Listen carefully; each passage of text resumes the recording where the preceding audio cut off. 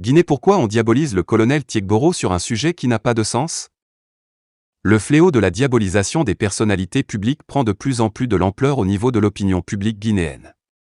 Une diabolisation qui, malheureusement, est le plus souvent entretenue par des personnes de mauvaise foi.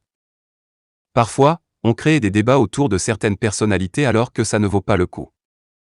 Parlons du cas du colonel Tiegboro Camara, directeur des services spéciaux de la lutte contre la drogue et le crime organisé qui a suscité beaucoup de débats. Pourquoi focaliser les débats sur un seul officier supérieur alors que la mesure prise est une mesure générale qui concerne les militaires? Pourquoi tant de publicité autour de cet homme alors qu'il n'est pas le seul militaire qui soit sur cette liste de sommation? Pourquoi certains aiment aggraver les choses simples surtout d'ordre administratif alors que c'est une mesure générale? Pourquoi à chaque fois que son nom est cité dans un dossier, on l'affiche, on fait un tapage autour? Mais où est le problème, d'autant plus que le colonel Tiegboro Camara ne refuse pas de libérer la maison qu'il occupe? Qu'est-ce qu'on veut de lui?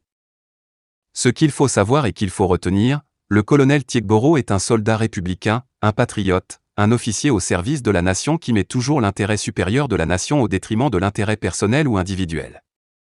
Qu'on regarde l'intérêt général, qu'on cesse de se focaliser sur les questions de personnes.